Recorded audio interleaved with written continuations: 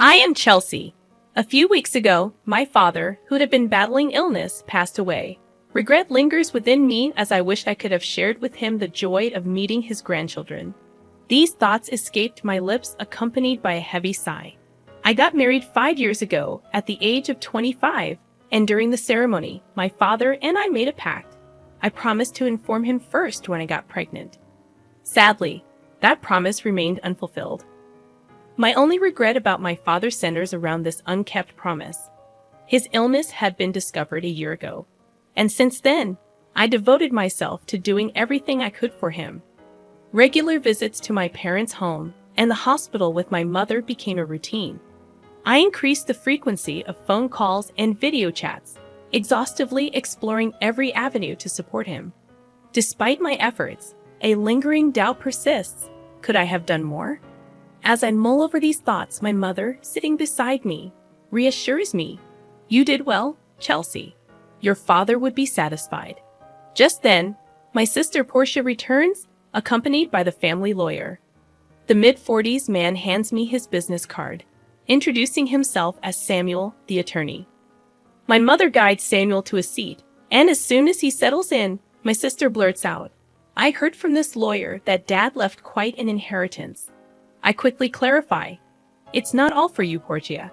Her expression sours, and we exchange glares. Our strained relationship, exacerbated by my sister's distant attitude since our father's illness was discovered, hangs heavily in the room. I try to address the tension, stating, "I may have said it wrong, worried about him, but you don't have to be so stubborn." She retorts, "I'm not being stubborn. I live in the city. It's not easy to come to the countryside." Our argument reveals deeper issues, and the lawyer intervenes, urging us to calm down. Apologies are exchanged, but the lawyer redirects the focus, stating, "As I mentioned on the phone, I have your father's will." My mother inquires when this occurred, and Samuel responds, "A few weeks before he passed away, he contacted me." The lawyer had visited the hospital, where my father, with his primary physician present, had finalized his will. It had been arranged for the physician to inform the lawyer upon my father's passing. Now, with a white envelope in hand, the lawyer places the will in front of us, confirming, "This is the will, undoubtedly in your father's handwriting." I murmured as I verified the characters on the envelope. My sister Portia appeared somewhat irritable, but she dismissed it, saying, "Never mind, just tell us what's in it." "I'm busy.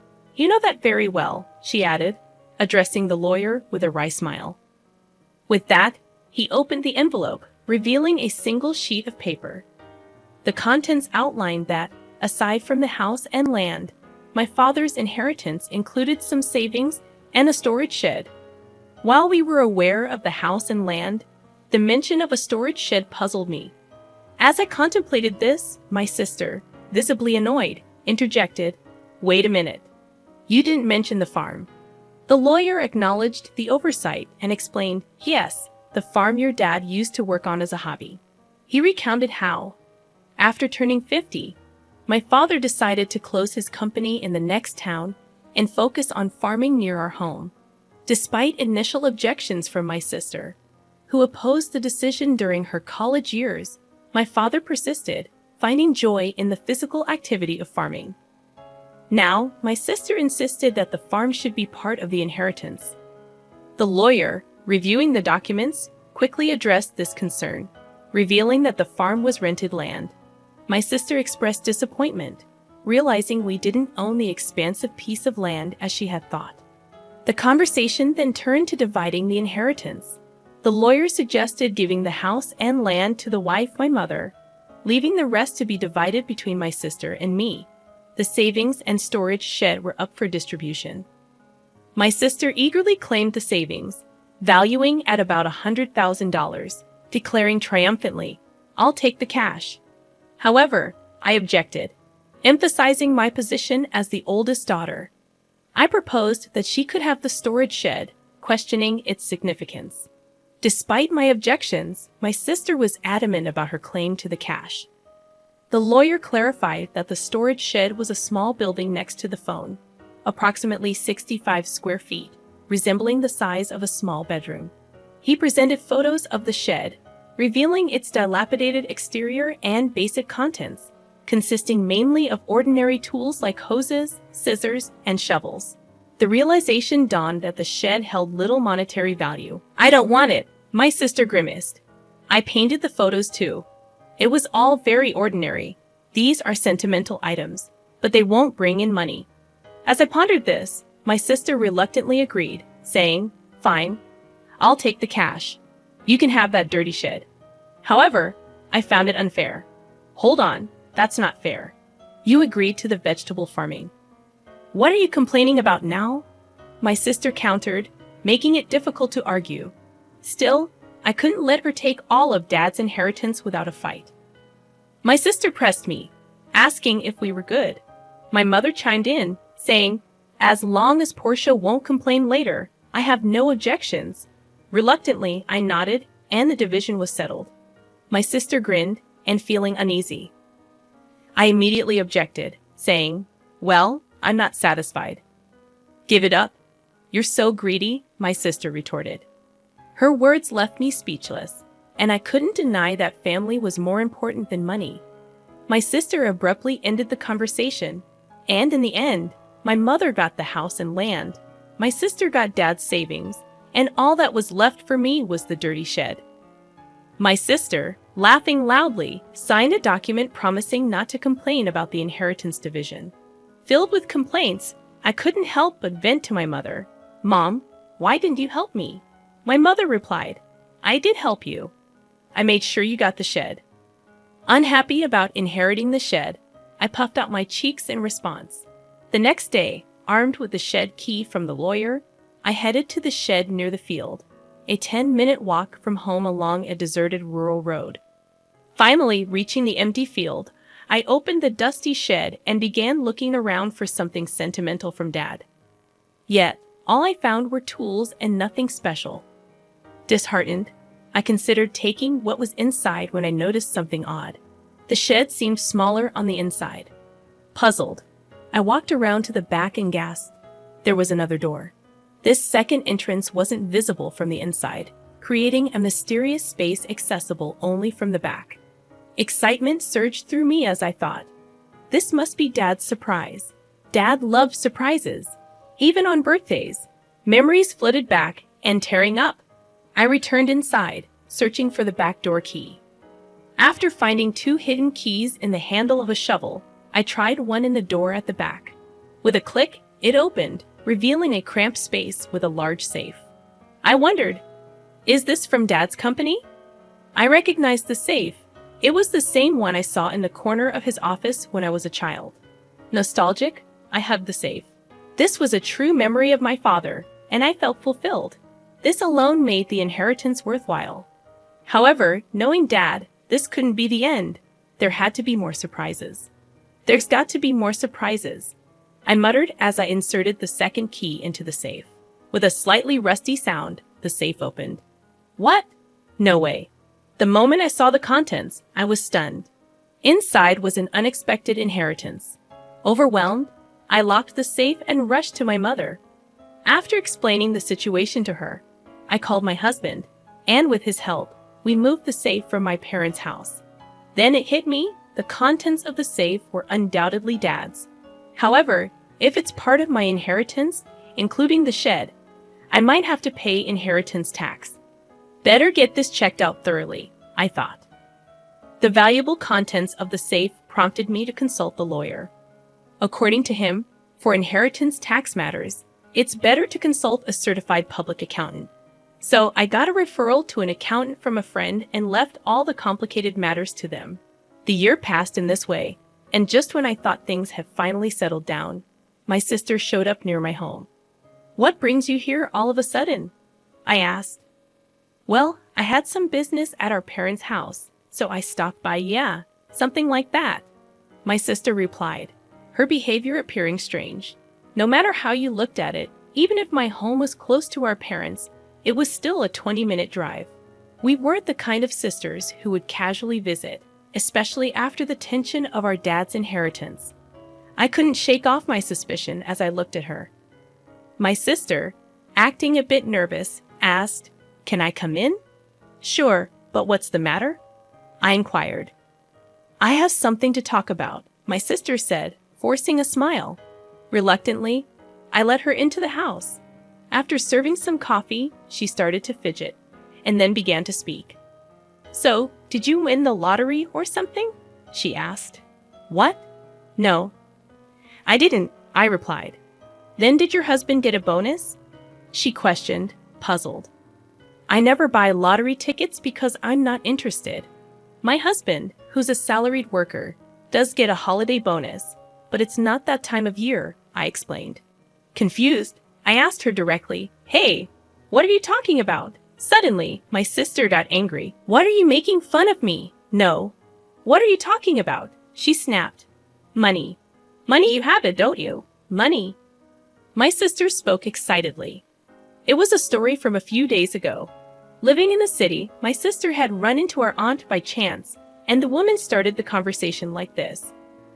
I know how hard it's been for you since you lost your father. Are you doing okay? Yes, well, I visited him many times when he was sick. Thank you. But you must be relieved, right? Getting such a big thank you gift. Thank you gift?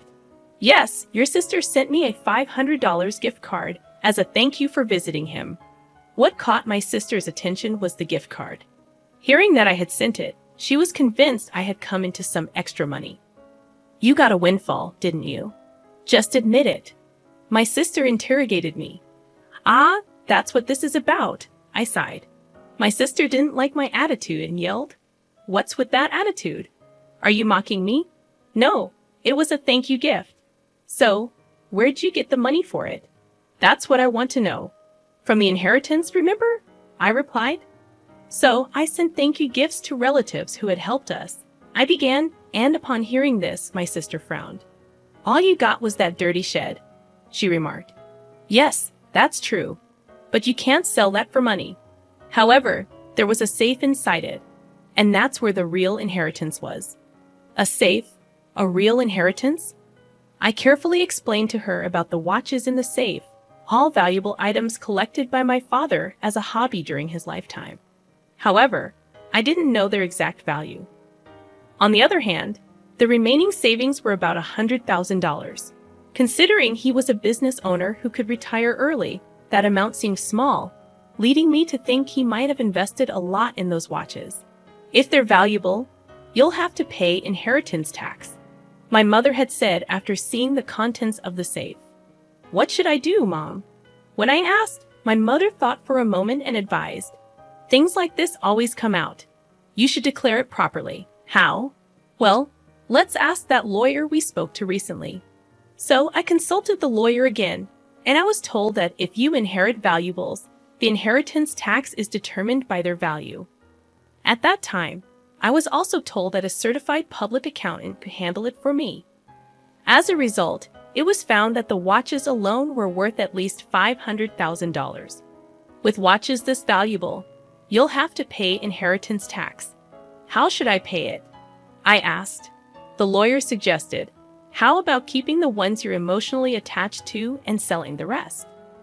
Certainly, it didn't make sense to me, who didn't know the value, to hold on to such expensive watches. I'd rather someone who understands their worth have them.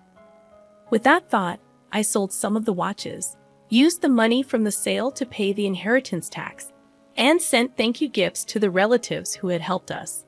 Those thank you gifts were the gift cards my sister was talking about. By the way, what I kept were items like the pocket watch my father often wore. I showed my sister the pocket watch as I told her this story. This one isn't expensive, but it holds the most memories for me. However, my sister frowned upon hearing my story. What? You don't have any left? She questioned. No, there are still some in the safe. Where's the safe? I explained. It's at Mom's. The safe is too big for this house. It's the one Dad used at his company. My sister looked away, seeming deep in thought. I felt uneasy seeing her like this, but right after that, she stood up and said, I'm leaving. Now that I know where the money came from, and left. Considering how money-minded my sister is, I thought she might demand some of the money from the watch sales. I was relieved she left without making a fuss. However, in my relief, I forgot the unease I had felt earlier. My sister isn't that understanding, and I had forgotten that. I was reminded of this late that night when I got a call from my mother. "Chelsea, it's urgent. Come over right away." "What happened, Mom?" "It's just really bad," my mother said, frantic and unclear. My husband and I rushed to my mother's house, and as we approached, we noticed something strange. The area around my parents' house was lit up in red. "What's going on?" The reason became clear as we got closer. Several police cars were parked outside my parents' house. I navigated through the crowd and called out to my mother. "What happened, Mom?" According to her, it was after 9 p.m., and feeling tired, she had gone to bed already. Soon after, she heard strange noises, sounds like someone searching for something coming from beyond the door. "Oh, it's a burglar," my mother instantly thought. However, she was the only one in the house, feeling helpless. She decided to escape through the window. Looking back, she saw the light of a flashlight moving inside the house. This is definitely a burglar, she was convinced. Running to the neighbor's house, she urgently said, "Help. There's a burglar." Hearing this, the neighbor immediately came out. They too saw the swinging light my mother was pointing at and called the police, thinking it was a burglar. However, it wasn't a burglar at all. It was my sister who had sneaked into the house to rummage through the safe after hearing my story. Neither my mother nor the neighbor had any way of knowing this. Soon, the police arrived, and naturally, my sister was shocked. Realizing she was in trouble, she tried to make a quick escape. Of course, it's her own family home, so there's no need to run. Yet, in her panic, my sister thought she had to escape. In her rush, she bumped into the open door of the safe. Just then, the already unstable safe toppled over, falling right onto her as she tried to flee. So, Portia got trapped under it. Yes, that's what happened. "Is she okay?" I asked. "She was taken to the hospital by ambulance, but she keeps saying her leg hurts." What on earth was she thinking? I was truly dumbfounded. Afterward, my mother and I apologized to the police officers who had come to help, feeling bad for calling so late. I also phoned my sister's husband. "Wait, you're saying Portia broke into her own family home and got injured?" he questioned. "Yes, that's correct." "What is Portia doing? She doesn't even do housework. I'm really sorry about my sister." "That's it. I'm filing for divorce." "Divorce?" Actually, according to my sister's husband, she had racked up a considerable amount of debt. Apparently, she had been spending a lot on brand name items, and he had just found out. They had a huge fight, and in the end, my sister stormed out of the house, saying, "I'll borrow from Mom and pay it back." Turns out she had already used the $100,000 she inherited to pay off her debts. Still short, she came to me to scrounge for more money. Learning about the contents of the safe led to her actions, which in turn led to this whole mess. No wonder her husband was furious. In the end, my sister, who had fractured her leg, was hospitalized. Her husband came to the hospital and started talking about divorce. Naturally, my sister made a scene. "I'm not getting a divorce. Absolutely not." But it was too late. Her husband had brought the divorce papers. Seeing them, she had no choice but to sign. Now she's lying in her hospital bed stunned. There's a part-time job magazine next to her, so she's probably planning to start working part-time to pay off her debts. That would be a relief for me. As for me, I decided to move back to my parents' home after all the commotion. Of course, I'm worried about my mother. But there's another reason. I found out I'm pregnant. My husband and I talked it over and decided to move back home and have my mother help us with the children and childcare. I wish I could have told my father about the pregnancy while he was alive, but I'm sure he would be happy for us. So I'm looking forward to giving birth to a healthy baby.